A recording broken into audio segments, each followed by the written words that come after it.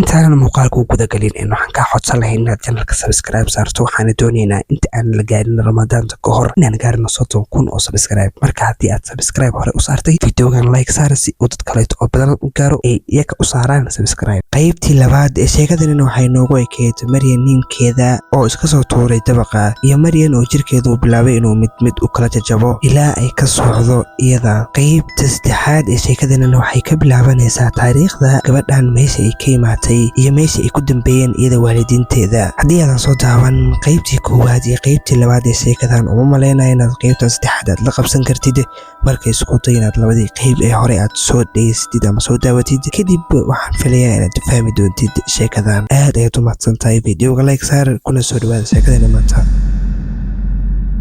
dhowr sano ka hor waxaa jirtay islaan lagu magacaabo Dahabo waxay dhashay cunug yar oo 5 jir ah oo ay aad u jecleyd balse waa uu ka dhintay waxayna bilowday inay cunugeeda u duceyso balse cunugeeda muusan soo laaban waxaana u yimid mid ka mid ah dadka faalaloyaasha ah wuxuuna u sheegay in cunugeeda uusan dib u soo noqon doonin dii uu hal mar dhinto balse iyada hadalkaas kuma aysan qancin mana aysan yeelin hadalkaas oo waxay samaysay wax aad nafteeda khatar ugu noqday bedelayna dhammaan nolosheeda iyo nolosha dad kale oo badan oo iyada ka dambeeyay haddaba maxay ku dhaqaaqday waxayna tiri haddii uusan cunugeyga igu soo laabanaynin sifa caadi ah waxaan ku soo ceshan doonaa sifa aan jirin ama sharci darra ah waxay soo qaaday cunugeedii yaraa ee meydka ahaa waxayna la soo aaday dhankaas iyo qolkeeda waxayna kor saartay miis yaalay qolkeeda jiifka ah halkaas ayayna dhigtay waxayna ballan ku qaaday in cunugeeda wax walba u samayn doonto way soo baxday waxayna soo aadinay sixroolo ah waxayna ku tiri waxaa jiri wiil aan dhalay oo iga geeriyooday dhowr bari ka hor marka waxaan u baahanahay in cunugeyga dib liigu soo celiyo ninka sixroolaha awalbani sixroolaha oo faa'iido lahayn ayuu ahaa waxuuna ku yiri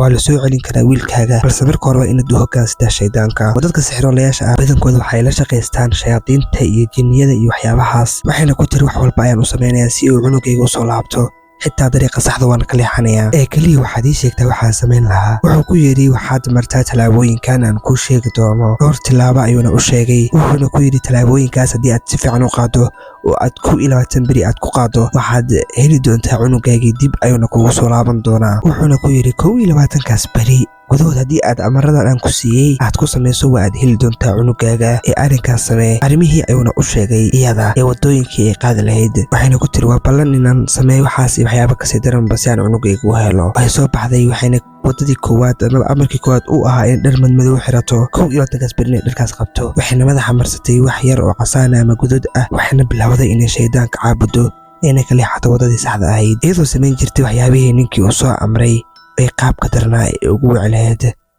halkaas ayayna bilowday inay ku samayso sixiro iyo waxyaabo qaab daran waxayna samayn jirtay intay soo qabato dooro ay qabatay ay madaxa ka kala siibi jirtay maysan qali jirin ee madaxa ay ka kala siibi jirtay kadib dhiiggeeda ay dhulka ku daadin jirtay sidaas ayay samaynaysay oo ay waday 10 beri ayayna arrinkaas ku waday amarkana waxa uu ahaa maalinka 11aad inay baxdo ay meel aado meeshaas oo iyada loo tilmaami doono halkaas oo ay ka soo baxsan doonto cunug yar meydkiisa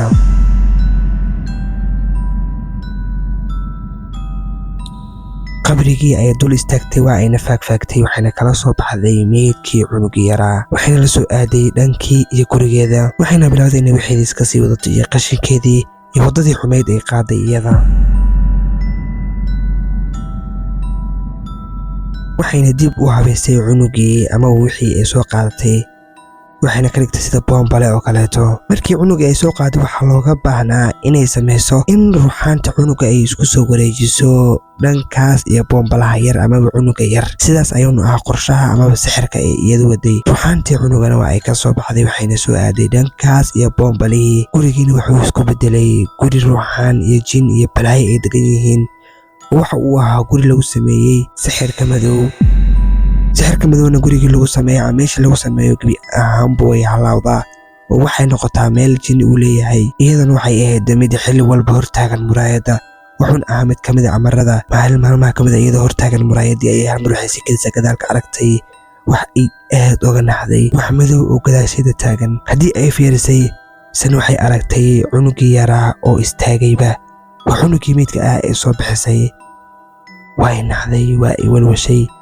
waxayna dareentay cabsi aad u daran balse waaba sida ay rabtay oo maskaxda waxay ku haysay in sidaan ay ahayd sidii iyada ay rabtay cunugii dhankeeda ayuu usoo dhaqaaqay wuuna ku soo cararay hal mar waxaa jiray khaladaad ay samaysay iyo sixirka sidii la rabay aysan u isticmaalin. sixirkii ay maleegaysana isla iyada ayuu ku soo laabtay oo jiinkii iyada ayuu ku soo jeestay iyadii ayuuna wuxuu jirkeeda u jarjaray cadcad wuxuuna isgarab dhigay jirkeedii iyo cunugeedii oo meyd ah. qaybtii labaad ee sheekada ayaana ku soo aragnay in guriga loogu imaaday iyadii cunugeedii oo meyd ah oo isgarab yaalo. muddo kadib gurigii waxaa soo tegay gabadhii yareed ee Muna ahayd iyo faamiligeeda. jinkana xiligaas waxa uu u baahnaa qof u galo, qof nool oo caadi ah u galo. sidaas ayuuna gabadha yarta ah amaba gabadha Muna ah uu jirkeeda u soo galay. dhankii kale ee sheekada haddaan u soo laabano waxaa soo baxay ninkii faalalowga ahaa ee gabadhiis yaqaaneen iyo mid kale oo uu soo watay. waxayna soo aadeen dhankii iyo guriga maadaama uu ogaa gabadhan inay xaaladeeda aad u xun tahay, sidoo kalena uu waayey maalinkii u dambeysay uusan iyadaba arkin. wuxuuna is yidhi gabadhan xaalad adag ayay ku jirtaa. wuxuuna soo aaday dhankii iyo guriga gabadha isagoo wata faalalow kaleeto. gurigii ayayna soo galeen labadooda waxayna arkeen ninkii Maryan oo meyd ah oo meesha yaala.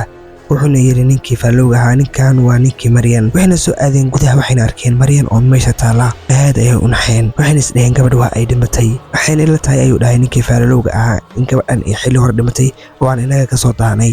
sankii ayuu farta ka saaray wuxuuna dareemay inay weli neefsanayso. wuxuuna yiri weli way neefsanaysaa yani isbitaalka kala gaarno. waxay soo qaadeen waxayna la soo aadeen dhankii isbitaalka ayayna keeneen. gabadhiina dib ayay u soo naxday oo dib ayay u soo laabatay. waxaana la weydiiyey waxa dhacay. ninkii ayuu ku yidhi noo sheeg waxa dhacay. anaga ayaa isku dayeen anaga faalaloyaal ah waxaa shaqadina tahay ee inoo sheeg waxa dhacay. gabadhii ayaa tiri gabadha yarta ah u dhowaanina iyada waa jin. iyada maba ahan qof caadi ah ee waa jin caadi ah. jin ayaa ku shaqaysanaya ee ma ahan gabadh iska caadi ah ee iska socota ee hoostaa ka gelina. ninka ayaa yidhi anaga waxaas waa naqaana sida loo saaro iyo sida loo keenaba ee noo sheeg gabadhi meesha ay joogto. naagta ayaa tiri gabadhi waxay joogtaa meesha carruurta lagu xanaaneeyo. waxayna labadooda go'aansadeen inay soo aadaan dhankii iyo gabadha si ay arrintaas u xaliyaan gabadhaas yartana ay u badbaadiyaan. nimankii ayaana yidhi waxaa jira xal aan ku kala badbaadin karno jinka iyo gabadha. jinka ayaan saaraynaa balse gabadha waa ay noolaanaysaa. waxa ay soo baxeen xilligaas ayagoo wadaan gabadhii yarta ahayd. waxayna soo aadeen gurigii ugaarsiga ama gurigii lagu ugaarsaday gabadha yarta ah waalidiinteeda. markii guriga la soo galayba gabadhii waxaa isbedelay indhaheeda oo indhaheeda waxay noqdeen kuwa casaana ama guduud ah. isla markii gabadh intay booda ayay soo qarartay guriga ayayna gashay. waxayna soo qaadatay boombalihii aan qaybta hore uga soo sheekeynay ama cunugii yaraa ee meydka ahaa ee boombalaha camal noqday iyadoo weliba aad u caraysan. ninka ayaana yaaba wuxuuna yidhi gabadha maxay wuxuu yahay boombalahan meeshay ka soo qaadatay. kii kale ayaa wuxuu yidhi boombalahan wax ayaa ku qarsoon gabadhaana wax ayay ku ogtahay. ninka ayaana yidhi boombalahan inuu yahay ayaanu malaynayaa waxa dhan ee wax qasaayo. waana runtiis ee boombalahan waa boombalihii ay galeen jinka iyo balaayada. wuxuuna yidhi boombalahan waayo boombalaha dhan ee wax qasaayo. jinkani meesha uu ku jiro waa boombalahaas waana fursad aad u wanaagsan. haddii aan boombalahaas ka takhalusnana gabadha yarta ah waa uu ka baxayaa jinka oo gabadha yarta ah waxay noqonaysaa mid xor ah weliba iyadoo nool. ma dhimanayso mana geeriyoonayso. waa inaan halkaas sameynaa iyo gabadha sidaan uga qaadi lahayn boombalaha. midna waa inay ogaataa jinka wuxuu ku jiraa gabadha gudaheeda mana u dhowhan karno. midaas waa inaad ogaataa. ninka ayaana yidhi iisug. wuxuuna soo aaday dhankii iyo gabadha yarta ah. gabadha yartana iyadoona cabsanayn ayay dhankiisa u soo aaday. waxayna bilowday inay qosasho aad u cabsi badan kadibna ay madaxa luxdo. ninka ayaana wuxuu yidhi mujeedaa gabadha yarta waxyaabahay samaynayso oo waxyaaba aad looga cabsanayo. ninkii kale ee faallowgaha ee balaayadii uu isba akhrin jiray ayuu akhriyey. gabadhii ayaana bilowday inay gacanta inay isha saarato kadibna ay bilowday inay madaxa luxluxdo. labada nin waa faallowyaal laftirkooda wax ayay ka yaqaanaan sixirka iyo balaayada waana iyaga kuwa keena. ninka ayaana yidhi waa inaan boombalahaas ka qaadnaa kadib ayayna xalku u imaan karaa. boombalahaas ayaan gubaynaa xalka bartaas ayuu ka imaanayaa. faalalowgi ayaa usoo dhawaaday gabadha. isla markii uu gabadh usoo dhawaadayba gabadhi waxaa kasoo dhexbaxay wax kaleeto oo aad u madow. gabadhiina dhulka ayay ku dhacday. waxaa ninkii soo hor istaagay wax aad u madow misena aad looga cabsanayo. indhahayuu isku qabtay waxyaaba aan jirin ayuu akhriyey iyo waxyaabihii uu akhrin jiray walkii hore balse wixii madoobaa wuxuu bilaabay inuu waxyaabo kaloo cajiiba sameeyo. markiiba waxaa soo dhaqaaqay jinkii wuxuuna dhuunta ka qabtay ninkii faalalowga ahaa. wuxuuna bilaabay inuu cayjiyo balse ninkii kale ama faalalowgii kale ayaa waxuu soo qaatay dab waxa uuna gubay boombalihii. markii uu gubayba jinka waxa uu bilaabay inuu qayle aad u cabsi badan qayliyo kadibna uu ka baxo gurigii. gebi ahaanba gabadhi yareedna ay dib indhaha usoo kala qaado. sidaas ayana gabadhi yaristeed ku badbaaday waxaana dib u qaadatay naagtii Maryan ahayd oo iyada ayaa dib u xanaanaysatay oo ay gabadheeda noqotay. halkaas ayayna ku dhamaatay sheekadii. fadlan waxaan kaa codsanaynaa haddii aad noogu cusubtahay nagu soo biir sidoo kale videoga qurxi oo taabo like.